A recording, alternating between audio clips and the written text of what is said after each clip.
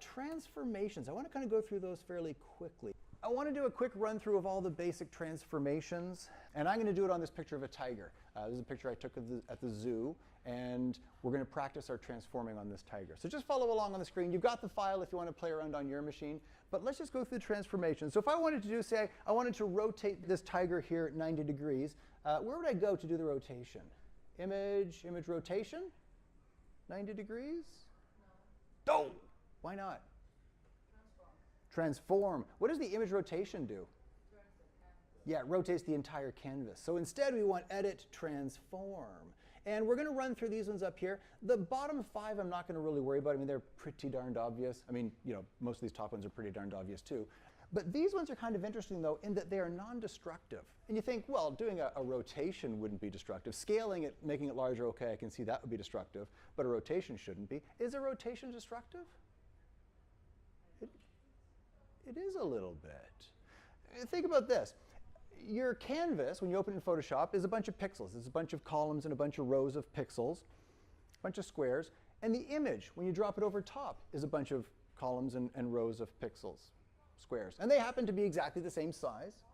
But if you did a rotation, just a little rotation, and then hit return to accept that transformation, the grid of pixels on your image no longer lines up with the grid of pixels on your canvas. So it has to figure out how to take this image and put it back into that canvas, and you get a little bit of softness. Imagine your image was just a white document with a perfectly straight vertical black line down it. 1 pixel wide, perfectly black, white on either side.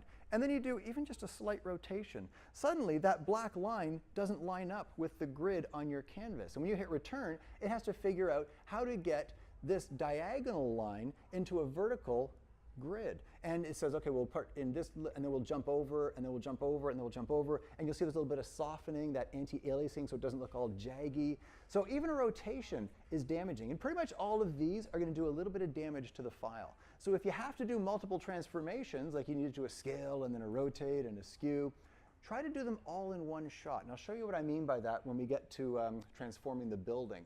But let's just start at the top. We'll go through really quickly. We'll start with scale. That's a pretty tough one. What do you guys think the scale command does? Resizes, lets you scale it. Excellent. So I can grab this and give it a, uh-oh, I've squished my tiger. Oh, I've squished him again. How do I stop him from getting squished? Hold down the shift key, and that constrains the aspect ratio. So right now he's 1:1 aspect ratio. He's still 1:1. We don't have to worry about distorting him. Excellent. You guys know your stuff. Let's try another one. Edit, transform. I think I'm going to stump you this time. Rotate. What does rotate do? Oh, you guys are good. Okay. Yeah. If I hover inside, I can move it around. If I hover outside, I can rotate the tiger. What's this little plus sign here? Is somebody about to shoot the tiger? It's the center of rotation. Does it have to be in the middle of the picture? Okay, obviously I just gave you the answer because I moved it around. It doesn't have to be in the center of the layer. I could stick it in his nose, and he'll spin around his nose. See? Does it even have to be inside the image layer? It doesn't, does it? Let's say you've got a picture of a flower petal, and you want to duplicate and rotate it around a central point to make like a little daisy or something. You can put that center of rotation outside the image, and it'll always go around wherever that point is. Yay! My apologies to the tiger. All right, so it rotates it. Let's escape out of that. Edit, transform. Let's go down to skew. What does skew do? Other than rhyme? It'll distort the image in a way, yeah. So if I grab the top here and it turns it into a trapezoid. If I grab a side, same deal, trapezoidalosity of it, okay. When he grabs sides, the whole side skews. If I grab just a corner though, only one side skews. I could do this with it. Does that kind of skewing look familiar? Yeah. Speaking of perspective, let's escape out of that. Edit, transform. We're going to skip over distort for now, and we'll go straight to perspective. Perspective and skew are really closely related. Look at this. It's skewing, just like skew did. And if I grab the side, it's also skewing, just like skew did. But if I grab a corner, with skew, only one corner skews. With perspective, they both Skew. All right. Very closely related, just a subtle difference. Let's go back to Distort. Edit, Transform, Distort. And with Distort, all 4 corners can be operated independently.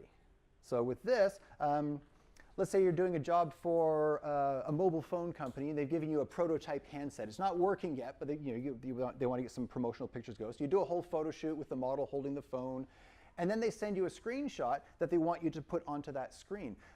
If the phone is exactly perfectly directly pointed at your camera, well, it'll be a perfect rectangle and it'll just drop right in there. But if there's any rotation, turn, tilting, you're going to get these weird little distortions in there. So when they send you that screenshot, throw it over top and take the corners of the screenshot, match it up with the corners of the screen wherever they are in the frame, and however the model is holding that, the perspective is going to be fine. Or maybe you're doing a promotional piece, so there's a photo of the city and there's a big billboard in the front, and you want to put your work, your picture, into that billboard up there. Again, as long as the aspect ratio is the same, line the corners of your image up with the corners of the billboard, and even if you're looking at it from the side and it's kind of really coming towards you like this, the perspective is going to be correct. Now let's say you'd done that shoot for the cell phone and the model's thumb was over top of the screen. So you put the screenshot over top, you line up the corners, and oh, the screen's going over top of their thumb. What would you do to make it look like the thumb was over top of the screen? Mask. Yeah, use a layer mask and simply cut out where their thumb is. You see the thumb, you see the screen, it looks like it's behind. There's other ways it could be done, but that's pretty basic. All right. Another use could be you're doing a portrait shoot in somebody's home, and the painting above the fireplace is like some tacky flower painting, and they want pictures of their ancestors put in to kind of tie the generations together. They give you the photograph, you scan it, and as long as those corners match up, you've got the perspective correct. All right, so all 4 corners with Distort are operated independently, and we can do bad things. There's a tiger with a stomach cramp. It's going, oh, hurts. I have nothing against tigers, just so you know. It's just, it's what we're doing today. Edit, transform, and last one, warp. Throws a grid over top, looks an awful lot like the rule of thirds grid. We have corner points. I can grab this corner and I can pull it around to different places. We have, look at these little circles over here. The corners are squares. All these little end lines are circles. What else is a circle? Remember the pen tool?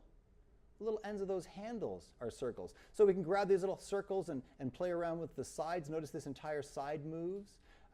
If I grab the corner again, only this one corner moves. And notice how these little lines move as they need to, the handles, to keep those curves going. If I go to the center square, notice if I go to this corner up here, only this one corner moves. The other 2 corners are locked in place. If I go to this side, only this corner moves. If I go up here, I can move the side.